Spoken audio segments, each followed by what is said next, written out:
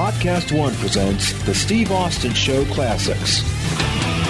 All right, everybody, welcome to Steve Austin Show. It is Unleashed Thursday. Happy fucking Thursday, everybody. That means tomorrow is Friday. That means the next day is Saturday. Most of you motherfuckers gonna have the weekend off. Swig of beer, swig of water, swig of coffee, swig of Jack Daniels, swig of something for the goddamn working man who busted his ass all week to pay them gimmicks they keep sending in the mailbox called bills. That's right. And on that note, swig of everything to the working woman as well. That's right. Keeping America afloat by working our asses off. And for those people that listen all over the world, wherever you at, y'all got the same damn thing going on we got going on here. They send them little gimmicks to your mailbox. They call bills. You must pay them or they will turn your shit off. To all my overseas listeners, swig of water for the working man and woman. And hey, let me give out an extra shout out to the people down there in the ATL area, down at Atlanta, Georgia, all across the South, all that ice on them roads. Swig of water, swig of coffee for the highway crews, throwing that salt, trying to get all that shit going over there so people can get up and down that highway. Swig of water for them electricians out there trying to get all them power poles fixed, all that bullshit. Hey, it's a big-ass clusterfuck down there. I don't know why in the hell the weather is all jacked up like it is, but it is. I seen it on TV. Swig of beer for the cats at the airport because they can't catch their flights. Airport shut down. Cold weather like a motherfucker down in the ATL and all across the South. Shit. I got a hell of a damn show for you today, man. I went to Monday Night Raw the other day, and it was a damn family reunion. Saw all my damn buddies, partners, talked to some cats, and I'm going to tell you about that here in a minute, but before I really get cranked up, y'all ever got a damn a mother-in-law that sends you the damnedest gifts you've ever gotten in the world? Well, my illustrious mother-in-law, my wife's mother, is the sweetest woman in the world. But for some reason, she always buys us the goddamnedest things I ever seen in my life, and then she mails them to us. And here's a couple of things, and I wrote these all down on a little piece of paper right here. Some of the things in about the past year or two that she has sent us. One of the things she sent was a turbo towel. Y'all seen the turbo towel on TV probably. It's for people with hair, mainly women, I guess. Damn sure, I don't need a turbo towel. You wash your hair when you get out of the shower. You put the turbo towel on, and I guess it's supposed to help dry your hair. Now, I don't know why the turbo towel would be different from a regular towel. It's just a little bit smaller. And I really don't know why they even call it a turbo towel because it ain't got no turbocharger on that motherfucker. I done looked at it. There wasn't a ripcord that I could pull to start up like a lawnmower and turbo dry my wife's hair. So anyway, my wife uses it every now and then, more or less as a rib to me because I think the son bitch is crazier than hell. The turbo towel. Thank you, Kristen's mother, for getting her the turbo towel. Here's another thing she got. Y'all see them power strips? I'm using one right now. You plug it into the wall. It's got about 1.5 feet of cord, and it's got about 6 sockets you can plug in different things to. I got a power strip by my bed because I got so many gadgets plugged into my little nightstand there. It's ridiculous. But this one is the one that bends and rotates. Well, that's cool. That's all fine and dandy, but why you need a power strip to bend and around corners? Because it just lays there and you plug shit into it. Nonetheless, I got a bendable power strip right there by my fucking bed, using it. Thank you, Kristen's mom, for that. Here's one that came down to Christmas when we was down there at the ranch. It's the potato pouch. The potato pouch is a little red gimmick. You've probably seen them on TV, and it's a pouch. And on the pictures, you can stuff about 3 or 4 potatoes in that motherfucker. But when you get the potato pouch, when you're talking about real deal potatoes that you buy at the grocery store, you might can cram in 2. Now, allegedly, this is supposed to decrease the cooking time and cook the potato evenly for your consumption and enjoyment. I've been alive for 49 years, been using a microwave damn near ever since they was invented. I ain't never had a single fucking problem cooking a potato on my own without putting it in a pouch. Nonetheless, we got 2 potato pouches at the Broken Skull Ranch in Tilden, Texas. And, to Kristen's mom, they work like a motherfucker. I use them all the time to bake up some potatoes in my microwave. Here's another one. She got my wife about 5 or 6 pairs of these puffy socks.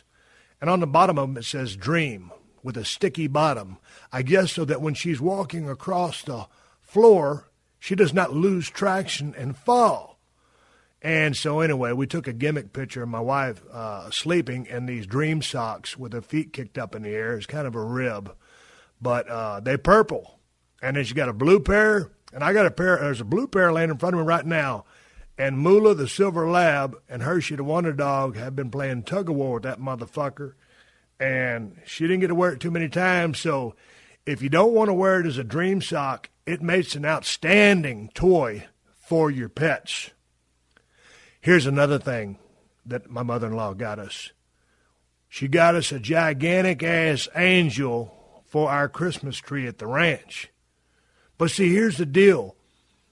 It's only me and my wife. And then Ted Fowler, 361. You know, we're just down there kicking it at the ranch. We don't do a gigantic big Christmas like most people do here in the United States of America or across the world.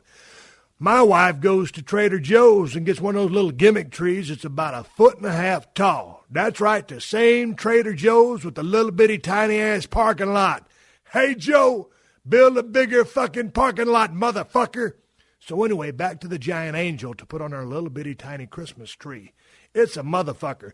The damn angel is almost bigger than the Christmas tree. But no less, the angel is on top of the tree. And because our little bitty-ass tree is sitting on our kitchen counter, I didn't have to climb up on a ladder like most people do and risk harming myself by falling off a rickety ladder and injuring my neck. So thank you for the giant angel, Kristen's mother. We have enjoyed it for the past 2-3 years and will continue to enjoy it in the future. I think we need to get a bigger fucking tree. Here's the last thing that she got us. She just got us a pair of gloves. Have y'all seen the gloves? The glove is just a basic damn glove with the same kind of material placed on the palm of the hands that the Dream socks had that says Dream on the bottom of them for traction. That way, when you pick something up, it won't slip out of your fucking mitts. Keeps you from burning yourself, gives you good traction on the object that you grabbed, and there you go. The glove. I guess I seen them on TV, or there's many things that you see on TV. I'm an infomercial watching motherfucker. And I think I've seen the gloves on TV. So we got a pair of them. Here's the problem with the glove. If you got a big-ass hand, like I do, the glove will not fit your hand. So I look at the motherfucker while it's in the drawer. Sometimes I pull the glove out and just put a hot dish on top of it. That way I don't burn my counters, and I'm still using the glove. Last but not least, this is my little experiment that I'm going to do right here on the show. She just got us. She just sent us this yesterday. It came in the mail. It is a nano micro petty machine. It's kind of light green and white. It's got a cover over here. And I guess it's a micro petty, and it removes the calluses, bunions, and bullshit off the bottom of your feet. This is a 2-speed model. I don't know if they make a 3 or 4-speed model. This is the 2-speed model. We'll turn it on. That's speed 1. Oh, it's redlining like a motherfucker. That's speed 2. So now, let me scoot my chair back. I'm sitting here barefooted as I'm talking to you. Got a camouflage jacket on and a blaze orange G-string. I'm kidding you about the G-string. So anyway, what we're going to do is I'm about to turn on the nano micro petty, and give myself a pedicure, or at least smooth down these bunions off my left foot. Here we go.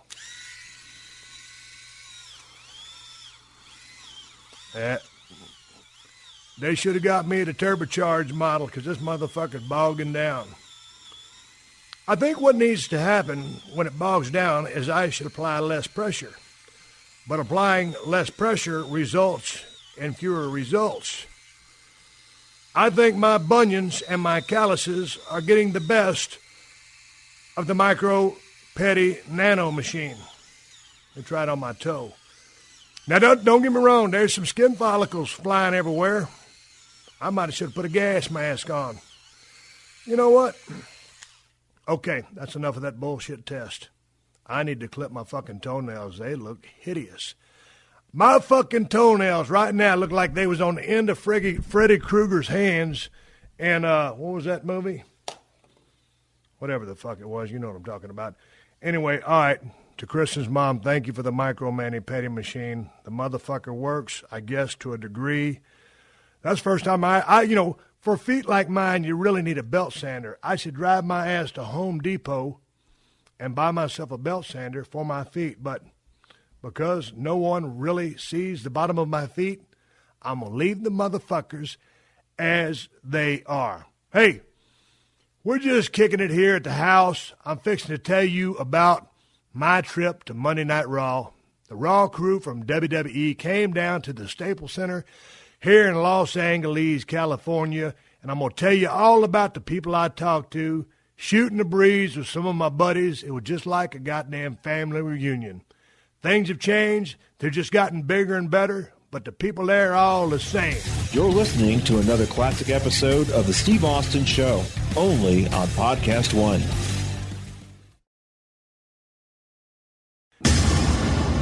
All right, everybody, coming back from a little break here, talking about our sponsors. I want to thank every single sponsor on this goddamn show for keeping us on the air for free, delivering 2 cans of whoop ass every single week for the working man and working woman as they're going to and from work, at doing all the bullshit that they do to pay the goddamn gimmicks and the mail call bills.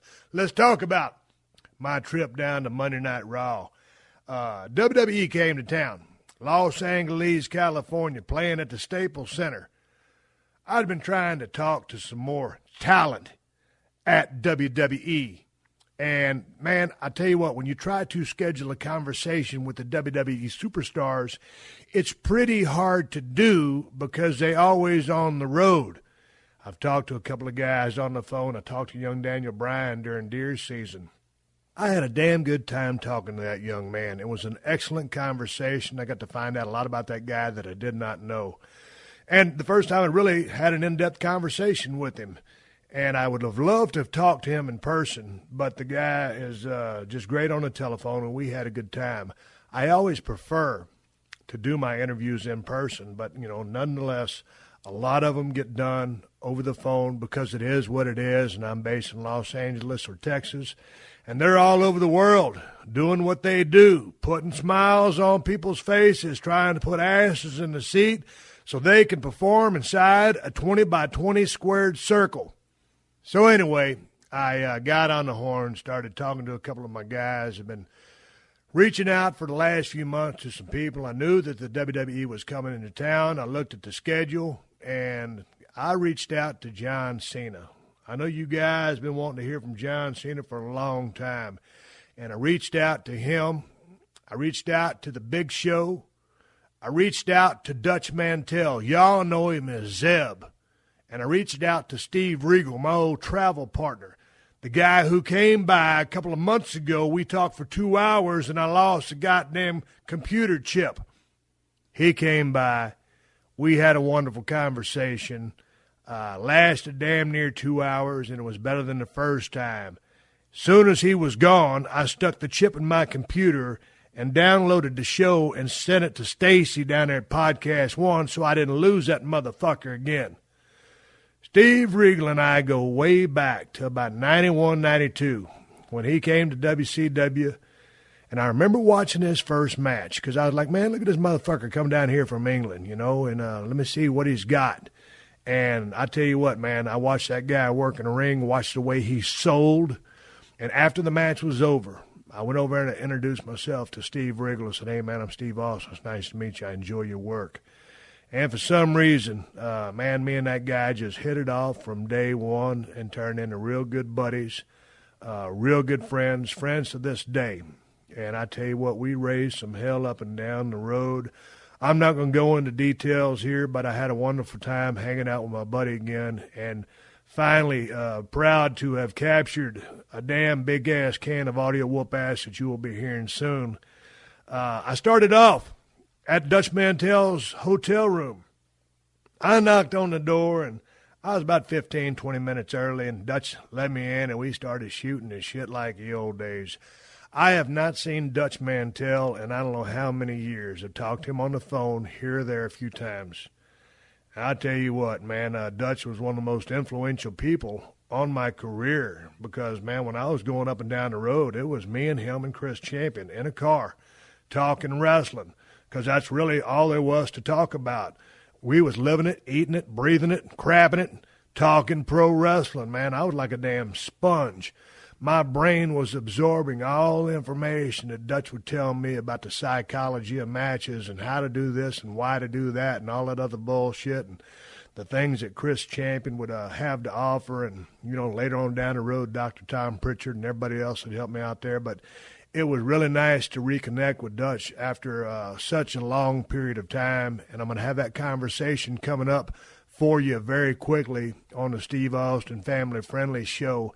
And after I got finished with Dutch, I went over to see John Cena. And I'll tell you what, you talk about it in the middle of a hellacious run. John Cena is stringing together one of the greatest runs ever in the history of the professional wrestling business. You can call it sports entertainment if you want to. I prefer to call it pro wrestling. The guy has been on top for a long-ass time, and he's been on top for a long-ass time for a reason. He's the biggest superstar in the world right now in that business. Has been since he turned into the number one guy. Can't nobody knock him off. John's looking for dance partners. He's looking for some people to step their game up. He travels his ass off. He works his ass off. Always has a smile on his face. And I got into his damn tour bus. And you got to remember, you know, they're going live at 5 p.m. And here in Los Angeles time, I got there promptly at 1, set up my little microphone stands, and we started talking. I looked down at my damn recorder. We had been talking for 15 minutes. I still had the pause button on. Holy shit.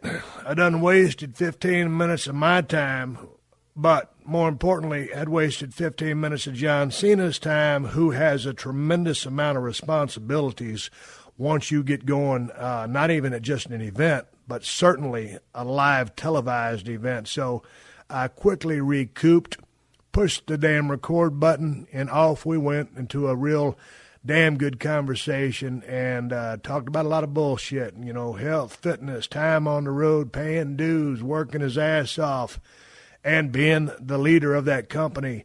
Time came to a close. I went right next door into the Big Show's bus, sat down with Paul White, the biggest human being on the planet. And when I walked in his bus, his driver had let me on there. And see, that's the thing with these, you know, some of these superstars have these big tour buses these days. And these motherfuckers are nice. John Cena's had all the slides and shit popped out. And y'all know I like to RV like a motherfucker anyway.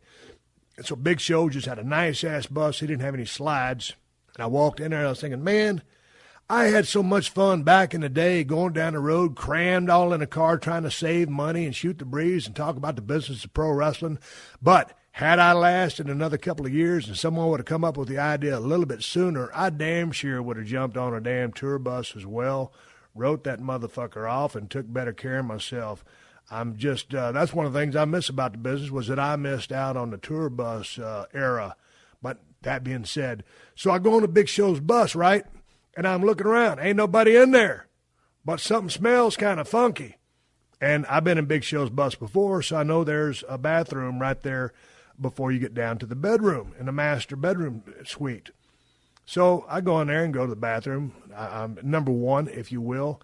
And that bus is smelling kind of funky. So I know Big Show's back there taking a dump. So I call him on his phone. I said, hey, bro, you ready? He goes, yeah, I'm just in the bus.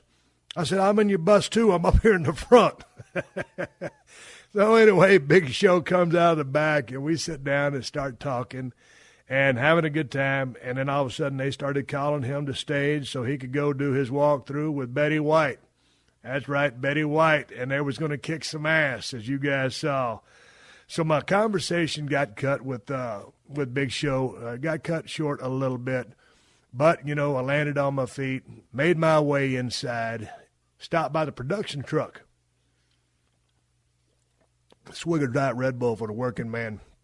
I stopped by the production truck to say hello to Kevin Dunn, the guy who produces Monday Night Raw, and then Kerwin Selfridge, his sidekick, was right there. I'll tell you what, man. You guys have sent me several emails about seeing if I could get Kevin Dunn on the show here, and I reached out and asked him, but the sumbitch is a behind-the-scenes kind of cat. And I told him, I said, dude, you have seen and heard so many things in this goddamn truck that people would love to hear some stories that you have to tell. So anyway, I've extended the invitation.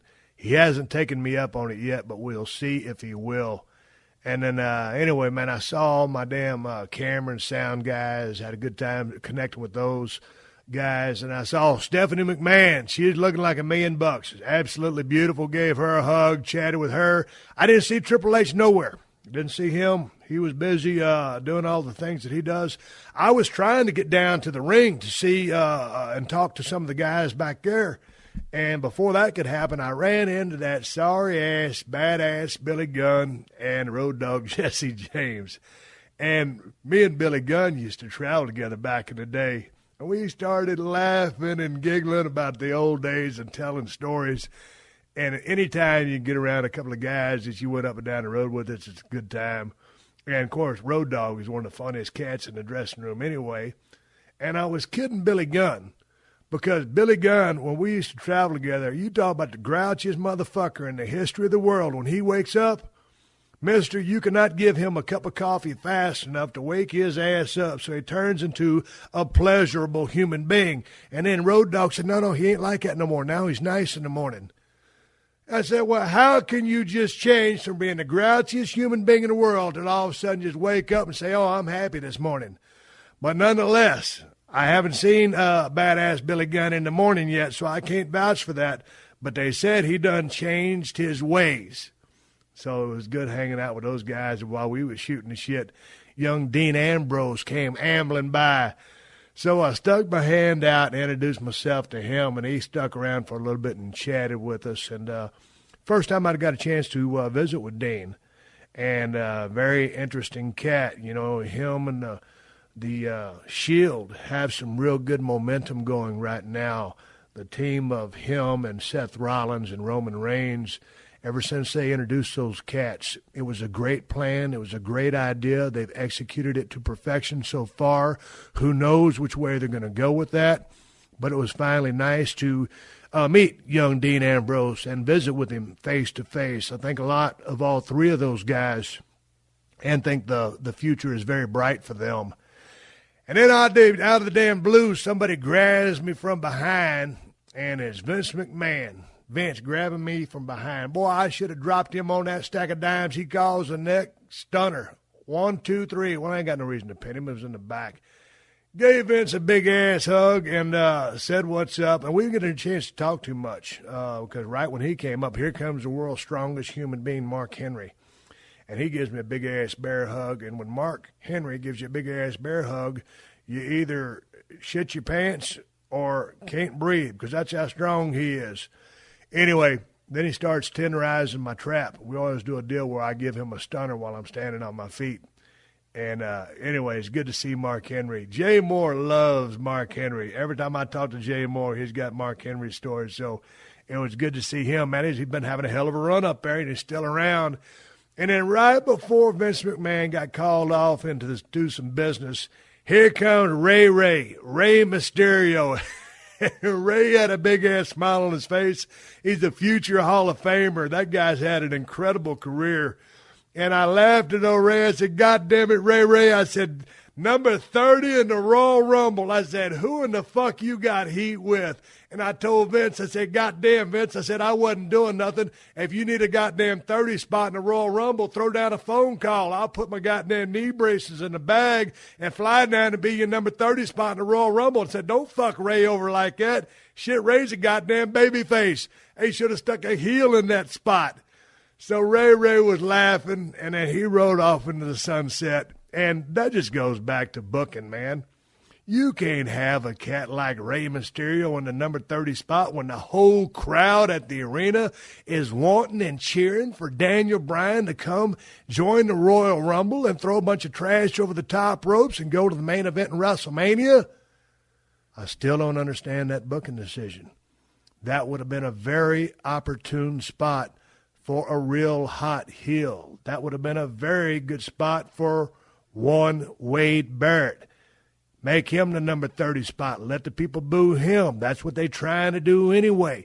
Common sense booking there. Shit. Anyway, we was sitting there shooting the breeze, and then here comes Seth Rollins. He stopped by, and I had to give his ass a hard time about when he was doing that run, and I guess it was on the Monday Night Raw right after Royal Rumble, and tripped over the barricade and busted his ass.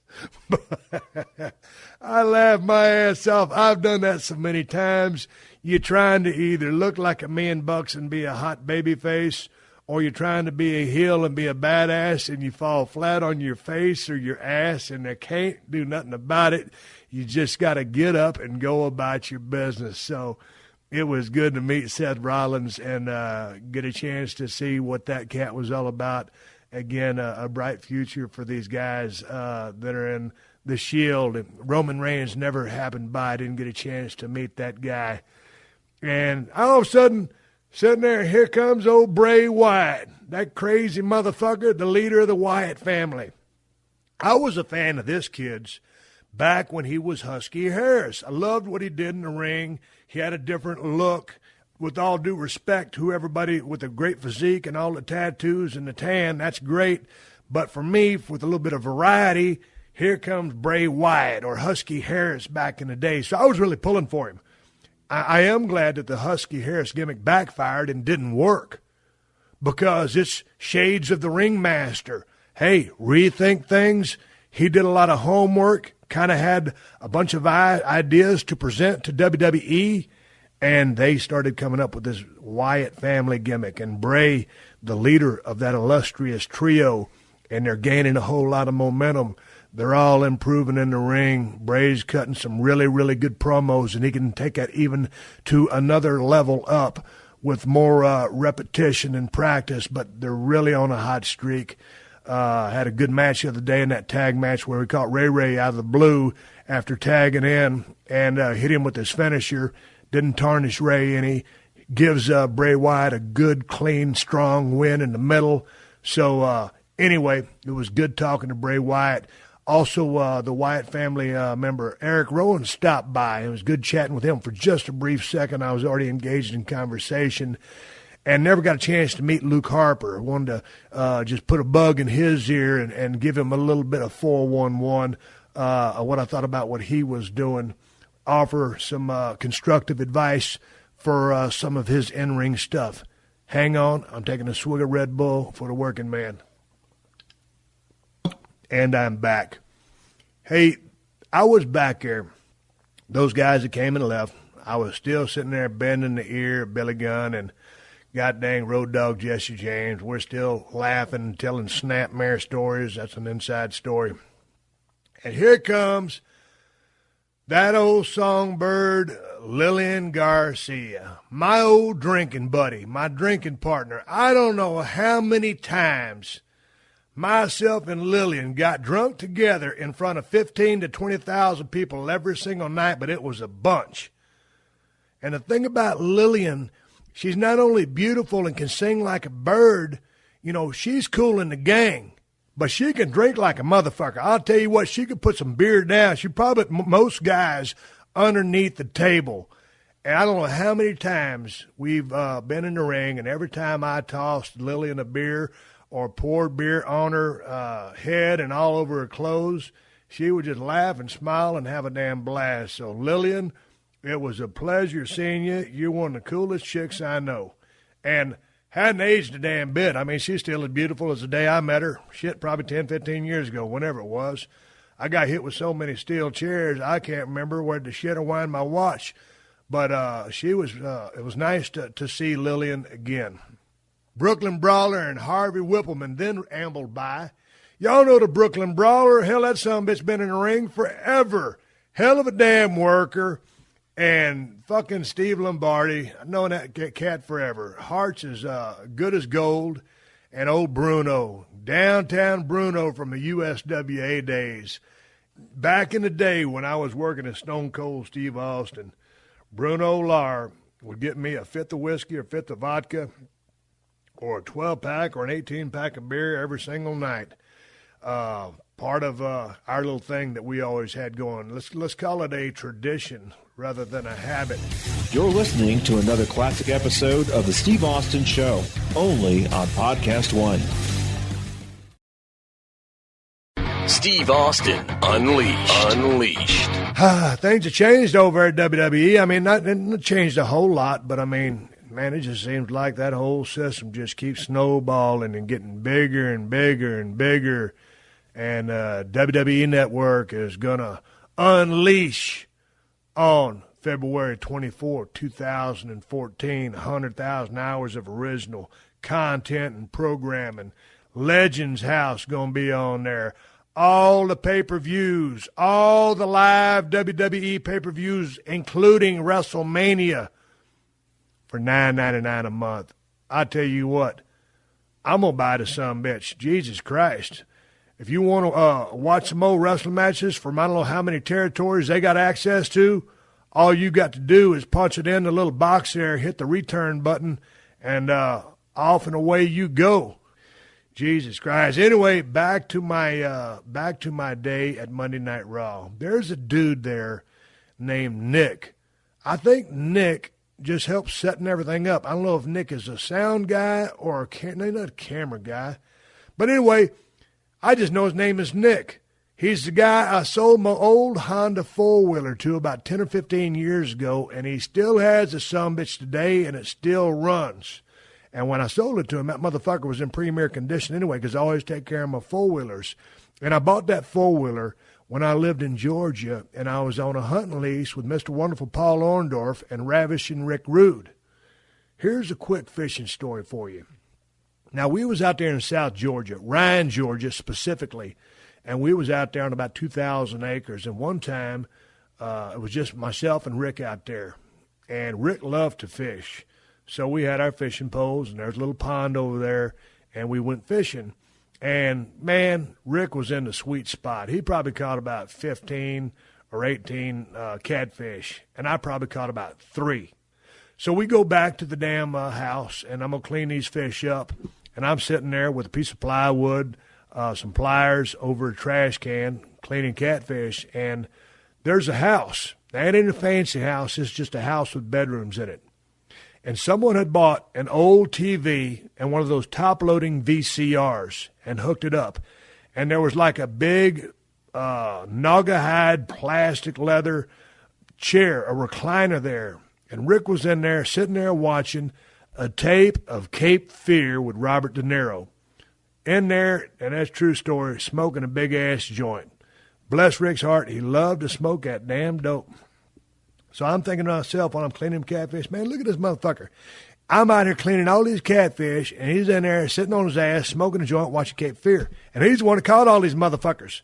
So finally, you know, Rick, you got to know Rick. Everybody loved him. Stand-up guy, always was. And he came up to me. What you doing? I said, well, goddamn, I'm cleaning these catfish. You want to help? Nope. And turned around, went in the screen door, and kept watching Cape Fear. And so I kept cleaning catfish until I had them all cleaning. I tell you what, man, those were some good old days back then. And anyway, who else did I say? Then, goddamn, I was just getting ready to pull a hank and get out of there. And old Gold Dust comes by.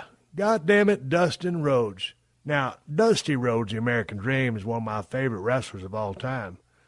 I loved his work. I loved his promos. I loved everything about him. I loved the gimmick. And Goldust, one of my favorite guys to work with from my days. I think I had a match or two with him down at USWA. But, man, we worked some programs in WCW at World Championship Wrestling. And I tell you what, we worked pretty snug with each other. And we laid our shit in. And we had some bust-ass matches. I think we had one at Halloween Havoc. It was about around 92 or something like that. And I remember one time, no, it might have been 91, because in 92 we was at the War Games match. And it was me and a bunch of other guys, and I was bleeding like a motherfucker, man. I hit a gusher, and me and Dustin did something, and I was on top of him, or he was on top of me, beating the shit out of each other, and all of a sudden he looks at me right in the middle of the match, right in the middle of War Games. He goes, "God damn, brother, good color." Meaning I was bleeding like a motherfucker. So I just said thanks, and we kept beating the shit out of each other. And so I got a lot of fond memories of working with Dustin Rhodes, with Goldust. And, you know, when I came to WWF back in the day, I just came in as a ringmaster. Now, Goldust at the time was already in WWF, and this was back when WWF was pushing his ass, and he was hot. I mean, this is when they were doing the kind of, you know, the over-the-top Goldust. And he had a ton of steam on him, mister. He had some heat, and he was working on top every single night with Shawn Michaels, Heartbreak Kid. And they were having some killer matches. Of course, you know, Shawn Michaels can go with the best of anybody in the ring, and Dustin could work his ass off like a sumbitch.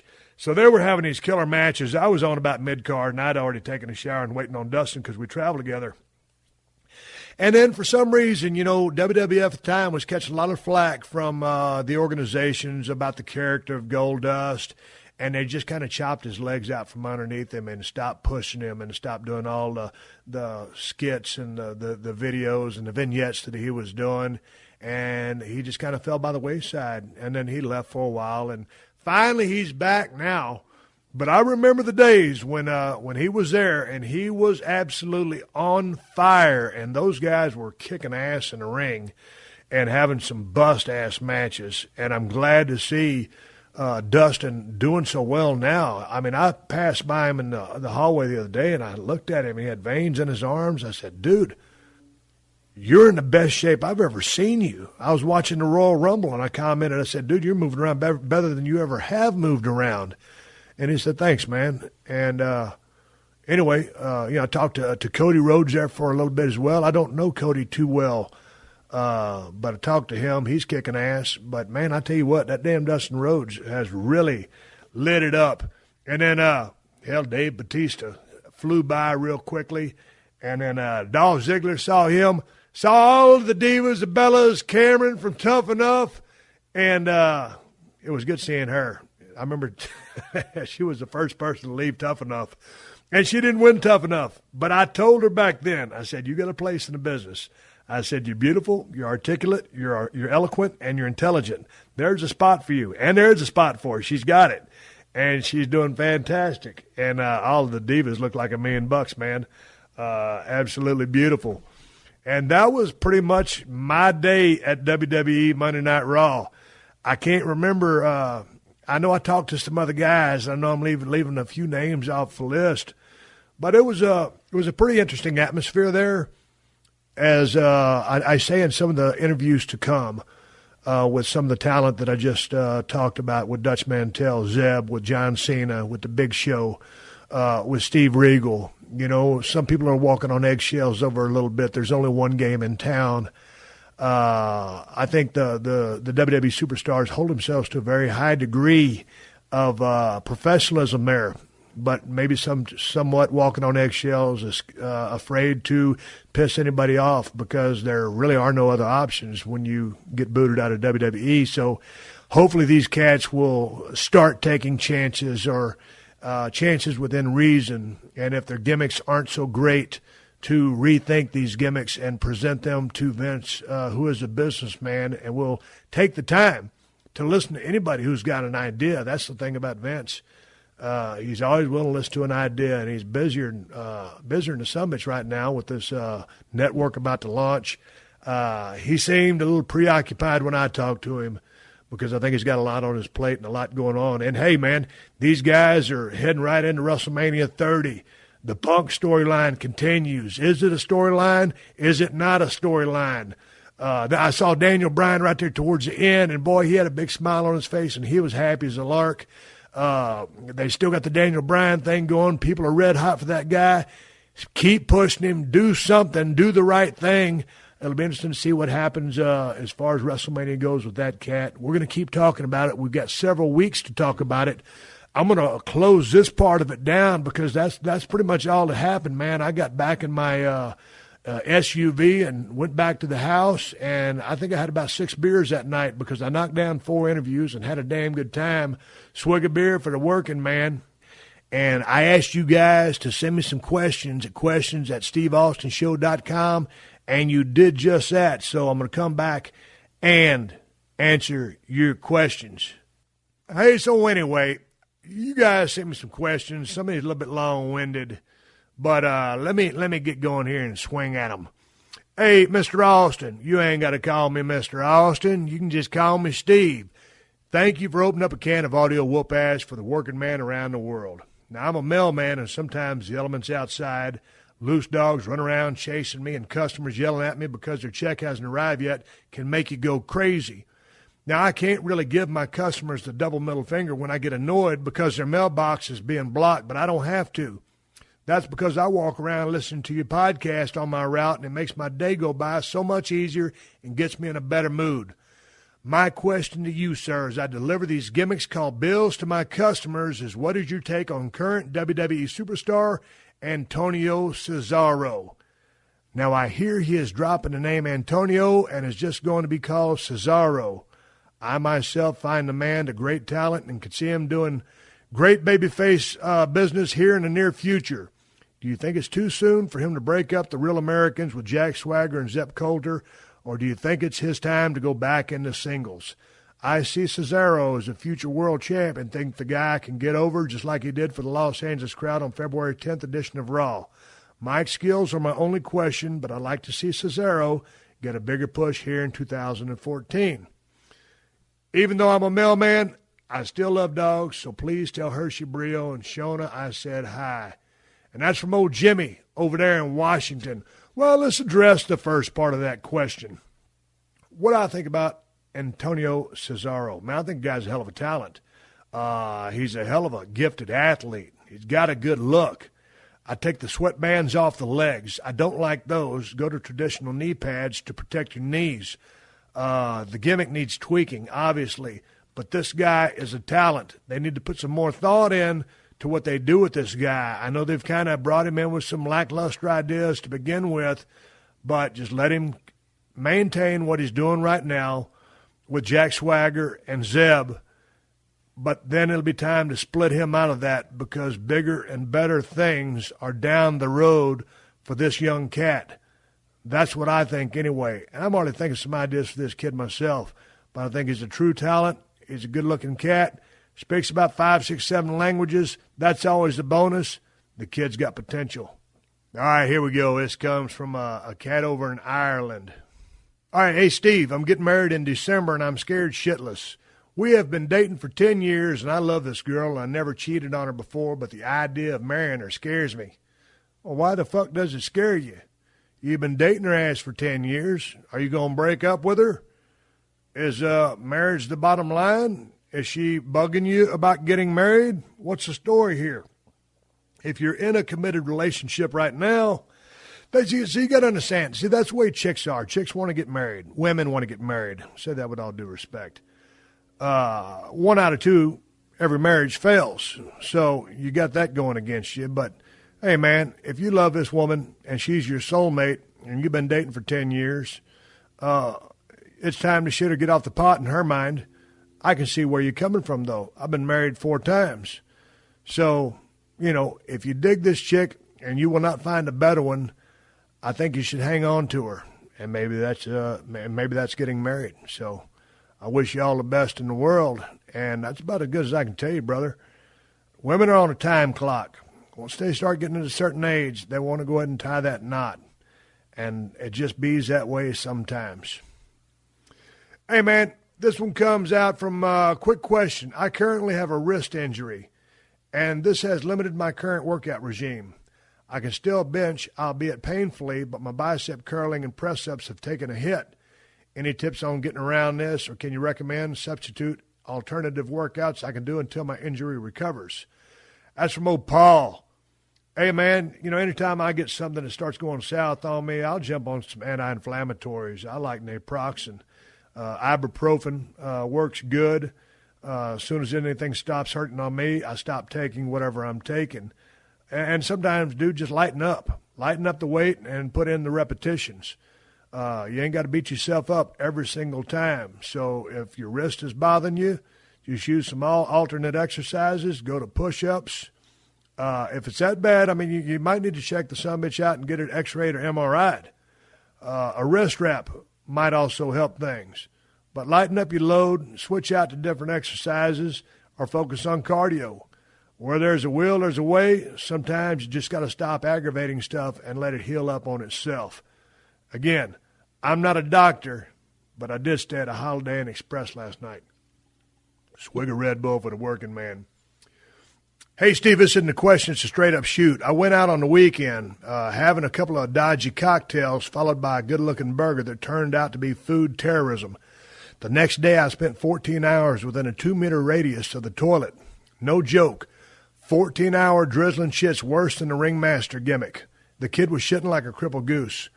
Anyway, I wanted to shout out to you that the SAS was a lifesaver as I crapped my brains out, bored out of my mind for 14 straight hours. Keep the audio whoop-ass coming. It's saving lives here in England. Psst. Oh, hell yeah, oh, Scott. Well, see, here's what the young dude did. He went out, got drunk, got him a burger that looked good, and it had a crippled goose factor of about 10.5, went home and shit like a crippled goose. He couldn't get away from his toilet. So the Steve Austin Show gave him something to do when he wasn't shitting in his toilet. So, hey, Scott, glad I could help you. Psh, open up a can of audio whoop-ass there by your toilet. Dig this. Hey, Steve, I was wondering if you believe that in 2014 a wrestling promotion has even a slight chance to overcome WWE and break into the mainstream. Man, that's a very good question. There's not a chance in hell that you're going to overcome WWE. But a show could come at the right place at the right time, done the right way, within the right financial structure and business model, and definitely tap into the mainstream. Never be able to compete with WWE, but some noise could definitely be made, done the right way with the right funding. And no, TNA is not the answer. I don't think that's, and they've been around for several years, more power to them. But I think there's a smarter business model to operate than the way TNA is operating. Hey, Steve, from Steven. Why does Bray Wyatt blow out a gas lantern before the music hits and then carries an LED lantern to the ring and, quote-unquote, blows it out? It's a small thing, but bugs me every time I see it. Well, my friend, that is called show business. Pure and simple. It's show business, brother. That's all. And so Bray Wyatt's doing his thing, blowing out the LED lantern because it looks good on TV. And I ain't been to a road show, but I'm sure he's probably carrying something like that on the road shows as well. Anyway, it makes for a good act. It looks cool, and that's the bottom line, and that's why they do that. And believe it or not, folks, I'm going to wrap it up with this one. And I got so many damn emails about this one, I'm going to give this one to you too. Hey, Steve, I love the podcast. I love listening to all the wrestlers' lives, the behind-the-curtain stories. I don't know how many times at work I have laughed loudly and everyone is looking at me. I love all the stories and interviews with everyone. I'm catching up on all the old podcasts.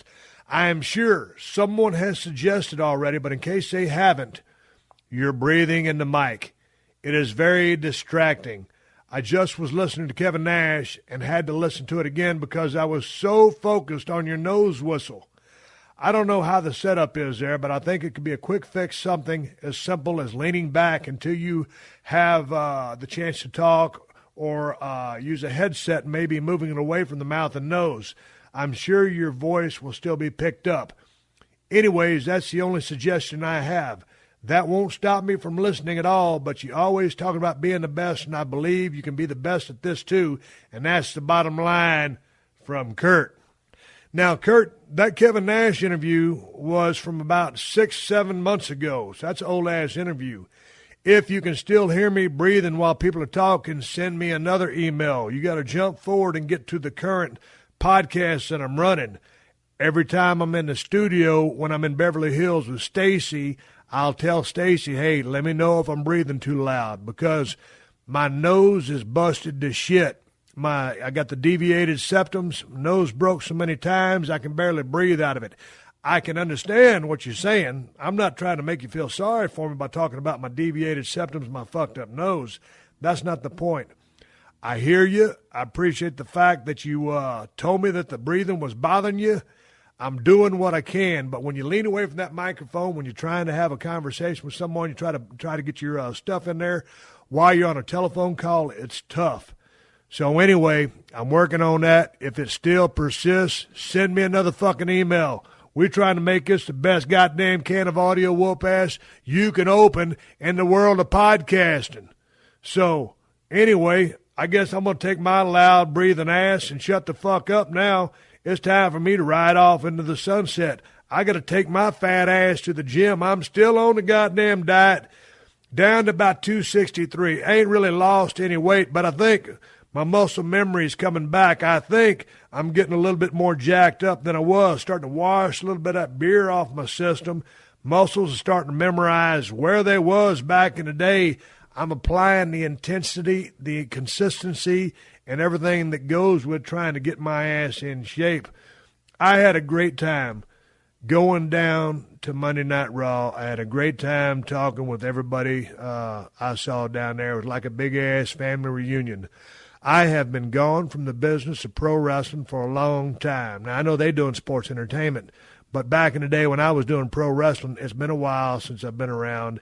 And finally get a chance to meet some of these up-and-coming young superstars. And, you know, I get emails all the time from you people saying, oh, man, it's all the guys, it's the top guys holding them down. It's the Triple H's, it's the John Cena's, it's the Randy Orton's, or it's the Batista's coming back, or The Rock coming back is holding these cats down. Let me tell you something. There ain't nobody holding nobody down in WWE. Now, it's true that the powers that be do not believe in certain people. It is up to the talent to make management believe in them and give them a push.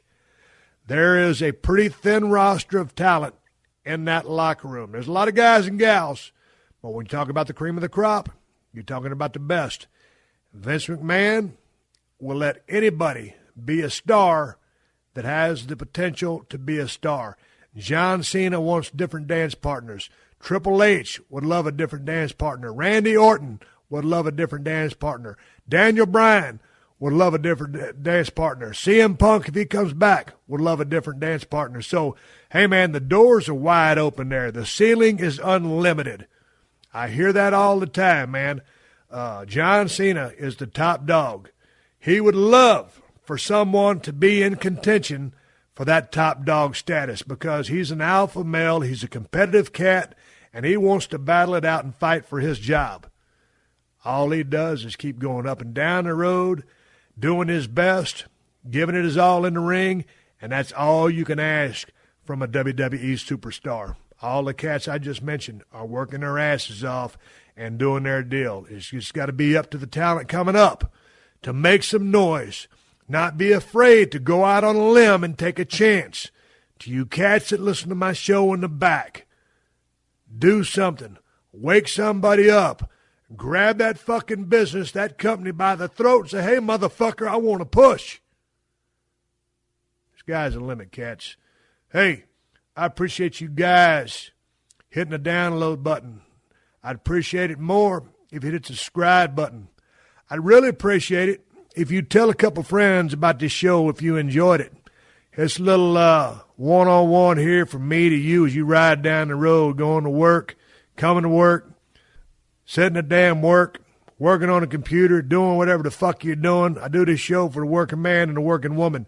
I appreciate all my sponsors who stick on and I'll do the reads on the damn show. I appreciate you checking out my sponsors and supporting their products. It's all good shit, because if it wasn't, I wouldn't read their shit on my show. I appreciate you guys going to steveaustonshow.com and clicking on that Amazon button, because when you do, that's the easiest way to support the show. So if you dig what you're hearing, if I can help you out through the day, put a smile on your face, keep you from being bored, even if you got a case of the screaming shits like my young man down there in the UK, it is what it is. And until the next time, I'm Steve Austin. Starting next Tuesday, we're going to have all of the interviews with the WWE superstars that I interviewed just this past Monday in Los Angeles, California. Steve Regal, Zeb, John Cena, and the Big Show coming at you real soon. Until then, my name is Steve Austin, coming to you from the streets of Los Angeles, California, and I'll catch your ass down the road. Thank you for joining us for another classic episode of The Steve Austin Show. Please leave a rating and review on Apple Podcasts and tell your friends. For more Steve Austin Show, go to PodcastOne.com. That's PodcastOne.com.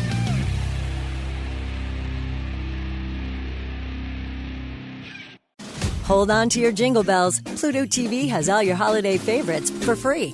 Enjoy Christmas classics like Scrooge with Bill Murray or Last Holiday with Queen Latifah. Plus, dive into festive channels like Holiday Movie Favorites by Lifetime or Hallmark Movies and more. Download the Pluto TV app on all your favorite devices and start streaming holiday favorites on live channels and on demand. With thousands of free movies and TV shows, Pluto TV is your home for the holidays. Pluto TV. Stream now, pay never.